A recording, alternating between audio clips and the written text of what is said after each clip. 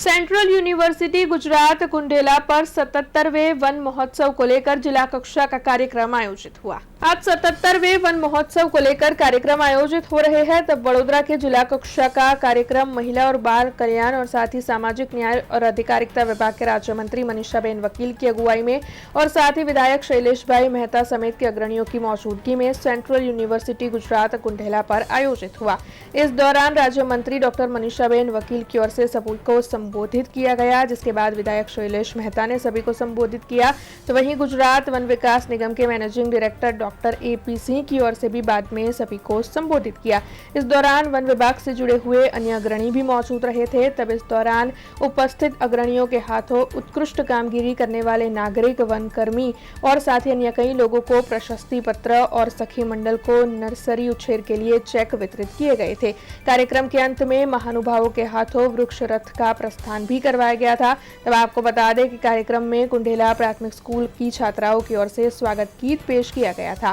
कार्यक्रम के अंत में यूनिवर्सिटी के कैंपस में वृक्षारोपण करवाया गया था। तब इस कार्यक्रम में जिला विकास अधिकारी आनंद पाटिल, डभोई के नायब वन संरक्षक अधिकारी SP पटेल, वन विभाग के कर्मचारी, सेंट्रल यूनिवर्सिटी गुजरात के छात्र, नागरिक और विभिन्न अग्रणी मौजूद रहे थे।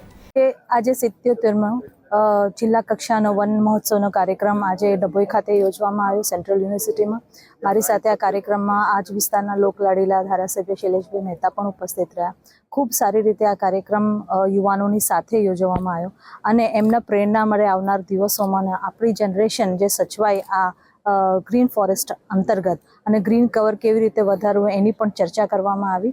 ખૂબ ખૂબ અભિનંદન આપું છું સૌ જે ફોરેસ્ટ ઓફિસર્સ છે, જે રીતે એ લોકો કામ કરી રહ્યા છે અને આપણું જે વન વિભાગ છે એ પણ વનનું ધ્યાન રાખીને ગ્રીન કવર વધે એ વિશે અને એ દિશામાં આગળ વધી રહ્યા છે, ત્યારે ખૂબ ખૂબ અભિનંદન। ગુજરાતના સપૂત કનૈયાલાલ મુનશીની પ્રેરણા એમના માર્ગદર્શનથી 77 વર્ષ પહેલા આ વન મહોત્સવની શરૂઆત કરવામાં આવી હતી।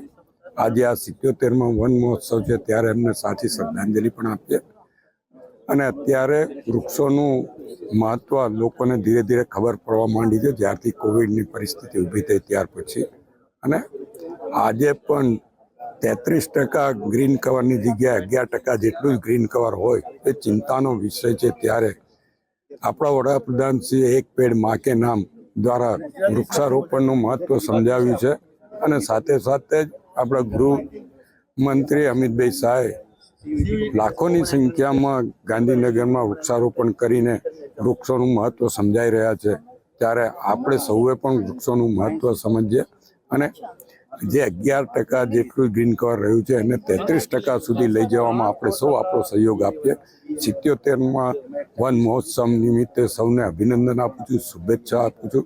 સાથે સાથે વન મહોત્સવ એક દિવસમાં પૂરતો ના રહેતા 12 માસ આપણે સૌ વૃક્ષોની પૂજા કરીએ, વૃક્ષોનું વાવેતર કરીને ફરી 33% ગ્રીન કવર કરીએ એ જ અભ્યર્થના સાથે સૌને જય ભારત।